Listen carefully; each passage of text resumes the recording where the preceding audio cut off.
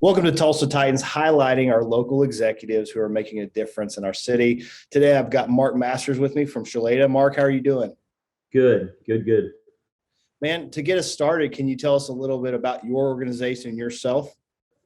You bet. So we've been in business since 2008, 2009. This when I left the government, started working full time in the business, and we primarily service the federal government. So we provide healthcare staffing, environmental consulting, and emergency management training exercises for the federal government. Excellent. And you, Mark, and you and I were talking a little bit offline about the last 24 months and some of the differences in the impact. But as an optimist, there's new opportunity, right, that we see when things change. And so I know it's been a struggle for a lot of people, but what are three things that you've changed or you're consuming more of? And then what are some things you've dialed back on since COVID hit? Sure. So COVID was actually really good for us as a business. I know it's hard for people to hear sometimes, but we did a lot of work for FEMA. We did a lot of COVID vaccine rollout staffing. So we staffed nurses and EMTs around the U.S. We right now we're doing a lot of recovery work for a lot of state and local entities. So I know we've got two states in the Midwest that we're doing a statewide after action report on their response to COVID. And then also doing some fatality roll-ups, and it's kind of a little bit morbid, but it's necessary work. So doing some fatality roll-ups for some state health departments and just auditing and reviewing their data on COVID. But work related and non-work related, a couple things I've been consuming more of lately. I've been trying to learn about crypto. I don't know anything about it, and clearly it's here to stay. So I've been doing a deep dive on that. What's going on with this transitionatory inflation? I don't really understand that. I've been trying to understand that more lately. And then the one thing that has been impacting us from a business that I've really been trying to consume more of and trying to understand is this staffing shortage and the supply chain strain, and how that relates to what's going on in the economy, how it relates maybe back to COVID, like the lasting impacts of that, and just trying to understand that, because that is definitely impacting our business right now. I think it's impacting a lot of businesses.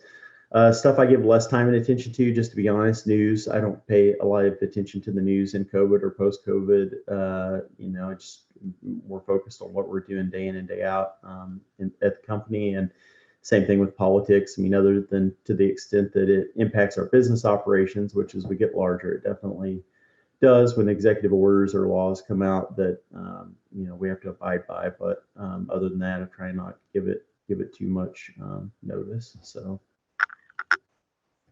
Excellent. So outside of the news, and I think this is great, especially for young professionals. You mentioned some of the transition in currency. Blockchain came around, so now we have cryptocurrency. It's gaining some traction. So what does that look like? The supply chain shortage and the work shortage. Where are you going for information on that? Do you go to other executives and kind of look at what resources they're looking at, or what's kind of your process around that? I should, but I don't. I mean, I just try and consume everything I can. I'm a voracious reader, so I consume everything I can on the internet and try and get numerous inputs, so all points of view. So everything has a spin on the political spectrum. So I think it's good to read everything left, right, and in the middle, and then try and make your own decisions from there and decide what's factual and what's maybe spin. And so just I think taking in as many data points as you can is always good. I have a saying that I never turn down free intel. I say that at work a lot too. So never turn down free data, never turn down free intel, and then just try and synthesize it and form an opinion around the largest data set possible, I guess. No, yeah, I agree. And I have a set time for that. And I kind of want to dig into this because I work with a lot of professionals, and you ask them how they're doing, they always say busy, right? And then you bring up a new process and they glaze over because they're so busy. How do you set time aside to consume information? Gosh, that's like my limited free time to wind down, probably, to be honest, is that kind of stuff. Like if I need 30 minutes to disconnect from work to be able to transition to going to bed or whatever, like reading about something I don't know anything about is always a good way to do that. Crypto is a good example. I mean, I don't know anything about it, so I'm just reading and trying to learn right now. No, that's awesome. So as an executive day to day, we talked about this some too, is you're highly optimistic. What's a habit that you have in place that allows you to stay optimistic and focused? Um, yeah, I've been accused of being optimistic to a fault. As a matter of fact, if you ask our operations people, they would probably tell you that right now. I get accused of that pretty often.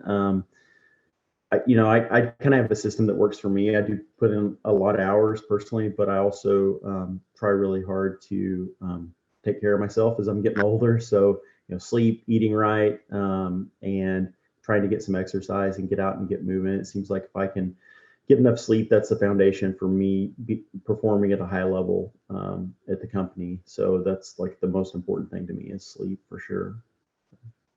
Because if I'm sleep deprived, I'm not useful to anyone. So Yeah, I've noticed that too. Well, and especially as the years come on, one at a time. Like every year, you notice something new, right? And know all the young professionals out there hear this, but it happens. You don't quite remember everything like you used to. I think COVID was advantageous with the disruption in the day to day 8 to 5, and looking at some ways to leverage, like we are right now, these virtual meetings when you don't have to be in person. I love being in person. I have to have some of it. I know myself. It does a lot for me, but sometimes it can be a waste with travel and things like that. And then I've found for myself too, there was optimal times for me to think, work, read, and I had more hours in a day when I didn't just think 8 to 5. I thought holistically about the 24 hours I had. Yeah, 100%. So we started going, believe it or not, like all cloud based, completely paperless, and very video oriented as early as like 2011. And so we had caught a lot of flack for it over the years. We'd hired a number of folks from maybe larger defense contractors, even large companies, and it was a big transition for them. We were one of the early adopters of Zoom when it first came out years ago and stuff. And so when COVID hit, we didn't skip a beat. We were already everything cloud hosted, everything virtual, everything video oriented. But what's crazy is how many companies that are so much larger than us really struggled with that transition. But for us, it was no problem at all. As a matter of fact, it was no change in how we had always been operating really. So it was kind of vindication, I guess, of like all those years of people telling us that we were doing something incorrectly. Like it turns out, like that's the direction things were going. We just were we were an early adopter in that, and it was hard for a lot of people to see that, I guess, and understand it back then. Yeah, and I'm biased, right? I own a technology company, so I kind of have to be, but Yeah, being behind in technology is never a good thing. I know yeah, some people don't want to be bleeding edge, but you yeah. can always be leading edge. We were completely virtual as well. We tested out people working from home. We're in Tulsa. We have some Oklahoma City staff. Mhm, And mhm, so what was a blessing to us is we'd already written the policies from work from home. I mean, mhm. not only do people have to make a transition, update software, but now they've got to train people and put policies in place. It was a lot to do at once if you weren't ahead of the curve. Yep. So less than 1% of our labor force is in Oklahoma, unfortunately. So we've got our corporate office staff here, and then one or two projects that have some direct project-based employees. But 99% of our employees, they're around the U.S. They're virtual. They're either at a military, site, a military base, DoD facility, or a civilian agency, federal facility, or a lot of them do work virtual from home. So we were really lucky that way that it did, COVID really didn't impact our operations. I mean, we had a full quarantine for like 13 months, and there was really no difference in the way we operated in quarantine versus not. Everything had already been so video focused, cloud based, et cetera. So, One as a small business, you talked about taking employees from larger organizations. One of the benefits there is the relationships and the culture. And you mhm. guys are very spread out. I know almost every business is now dealing with this, right? How do I keep culture when we're not all in one building? How have you successfully instilled your values and your culture throughout your employees when they're in other states? It's tough when they're dispersed, right? And as a matter of fact, like it's something our senior management team's really focused on. So we just had like a full day at our quarterly offsite just a couple weeks ago to talk about that. Like, what do we, where is our culture now? Where do we want it to be, and what can we do to get it there? So, you know, it's hard. I think just the biggest thing that we do is try and keep constant touch points with people and make sure that the flow of communication is like nonstop. And I know at times that can be, like part of the problem, right? Is that it's hard for people to turn off, like in the virtual age, because work's going 24/7, especially in our industry too, where we literally are doing stuff 24/7 for clients.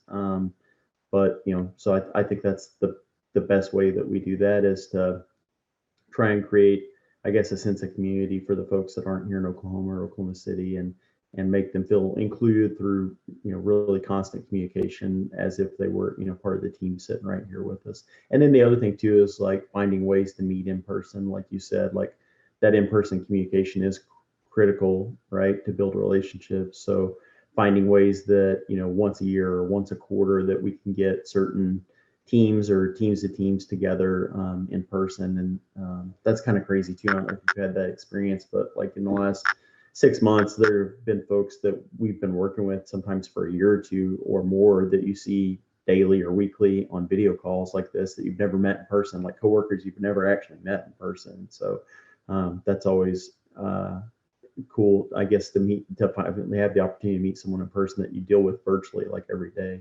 As far as every employee, what you and I were talking about, the challenge there is it's easy to get our executives in place. We've always had those meetings, right? We've always had the agendas, but now you're right. 80% of our team works remotely.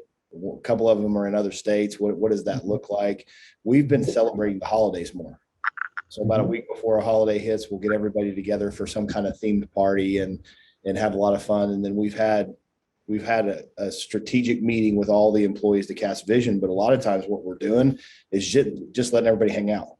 No business, no nothing. Just let them have fun with each other, because working remotely, one of the challenges is you're not always talking like you and I are right now. You're on Teams or text or whatever, and messages can be misconveyed, right? It's easier to draw some tension that way too. Yep, 100%. So I fully agree with that. I think you miss some of that water cooler conversation. You miss some of that, like just catching people randomly in the hall and asking how their day is and finding out about their family. I mean, that's missed when you're on a set time limit. You've got an agenda, right? And there's a bunch of people involved in a meeting or something. Well, I think back to yours, I like that you guys do quarterly meetings. I just want to stick on that for a while. That's an opportunity to talk about all these changes and to talk about how do we engage employees. If you don't have regular meetings where you bring in managers and the executive team and really talk through things that are changing in employee engagement and culture, you're going to miss out on it, and you'll just keep doing the same old. Yeah. The thing that we find with our senior managers and is our executives too, is that we spend more time working in the business and on the business. So like that's our 4 times a year to set aside an entire week if we need it, and to really refocus on working on the business, not in the business. Well, throughout your career, are there a couple of people you can look back that have really invested in you, or somebody in your industry that you admire, that you've gleaned some information on, and how has that impacted you? Yeah, 100%. I mean, I'm just an amalgamation of the people who like believed in me all along, right? So I worked as a firefighter for 8 years for the federal government. I had some really good opportunities to see what really good leadership looks like, what mediocre leadership looks like, and what really poor leadership looks like. And I'm by no means a great leader, but striving every day to be a better leader. Probably in the mediocre camp, to be honest. But I had a very fortunate opportunity to work for a number of really stellar leaders, and then same thing in business. A lot of people in those early years that really invested in me, tried to encourage me, bring me along, encourage me not to give up and to continue to press on and train me and teach me. And a lot of times that stuff comes back full circle. There have been instances where years down the line, things have come full circle, like over 10 years later, to be able to hire that person or provide services to that person or partner on a deal with them. And so that's always super rewarding. Like we've got one of those going on right now that we're working to help out someone that used to be my supervisor years ago when I left the government and started the company. So it's always cool when things come full circle like that. It is. It makes you realize that your success is accumulation from a lot of people investing back in you, right? None of us really do it alone if we do it right. Yeah, for sure. Like there's no way we could have gotten here by myself. You know what I mean? Like there's no way we would be to the point we're at without the help of a ton of people. I mean, hundreds of people along the way that have invested varying amounts of their time and energy into trying to help me out as a person. So Mark, one more question. You and I talked about that 30-minute wind down and kind of looking through and being a constant grower through content. right? Mm-hmm. And just to kind of poke at what you did, let's say your house caught on fire and you Mm-hmm. can only grab a couple books that have impacted you throughout your career, your life. What books would you grab to reread and why? Well, I'm all digital, so I wouldn't have to worry about that. They're all in the cloud, but I don't know. I'm into all kinds of books. I read a lot. I've tried a couple of years ago to read 50 books in a year. That didn't go so well, but 20 to 25 is like pretty common. And it's amazing if you just take, 10, 15 minutes a day, maybe 2 or 3 times a day at most. And there's some days you can't do that obviously at all, but you can get through a lot of books in a calendar year. But lately I've been on kind of a tear of reading about the Afghanistan war, to be honest, and like the origins of it, and probably related to like our pull out there and stuff. But just trying to revisit that and learn more about what actually happened there in the early days of that conflict. And the thing I do is I read books that are all over the map, pretty much all nonfiction, and they're none of them really are business necessarily oriented, but everything to me, everything I do is like trying to apply it to the business. And so read a lot of books about military history, war, U.S. political history. I mean, all kinds of things that it just the entire time that I'm reading, I'm trying to glean like what are the lessons here that maybe that I can apply to business. So like the last two I read, I think were like this book called Jawbreaker by this guy, Gary Bernstein, and then First In by a guy named Gary Sharon. And those basically were two CIA guys that were literally like the first two Americans on the ground in Afghanistan, like in the days after the 9/11 attacks. And so just reading through those in the last like month here and trying to learn about some of the adversities they faced and see if there's any applicability there to business, which surprisingly there like always is, right? So. Yeah, I find the same thing. What I like you said is you can read a lot just by reading 30 minutes a day. There's a saying, and again, as you get some tenure in business, you find a lot of these sayings really, really true. It's not what you do in a day, it's what you do daily. Mm-hmm. So those habits of just that 30 minutes a day, committing to that makes a change in 12 months and makes a change in 5 years. And another one of those is we overestimate what we can do in a year and we underestimate what can be done in 10. It's the accumulation of those small things.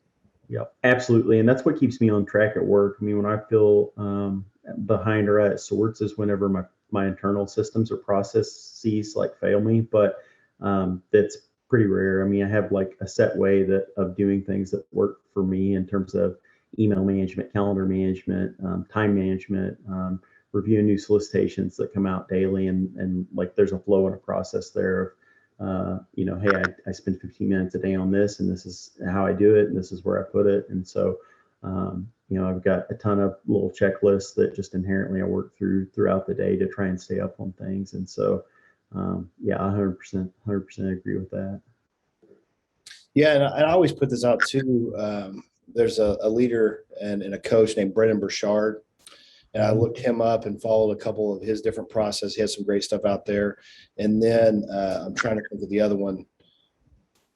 Anyway, there's a couple time management gurus, right? That's their deal. That's what they love in life is processes, granularity, time management. I don't love those things. But in a point in time right now with digital content, nobody's reinventing the wheel. It's all out there. And so what I did was I went out and went through a couple different planning books of ideal week and managing your time, and it did it for me. So if it's not your thing, all I say, if it's not your thing, there's resources out there that you can find, and go find whose thing it was and implement their process. Yep, for real. Yeah, I don't love time management either. I'm just the king of hacks. So I'm the king of time management hacks that are going to like save me time. So. Well, Mark, if somebody wants to get a hold of you, what's your preferred method of communication? Email. They can email me. People can hit me up on LinkedIn too. I do get a lot of folks that hit me up on LinkedIn for business advice and stuff like that. I try and respond to all of them that I can, as close to 100% as I can. But yeah, emails, just mmasters@chloeta.com, CHLOETA, or on LinkedIn. I think it's LinkedIn /Mark Masters or something like that. You can just Google me. Well, Mark, thanks for your time. Everybody, thank you for your time. I'm Kellen Cowan, the owner of Newave Solutions. Mark, thanks for getting today. Yep. Thanks, man. I appreciate it.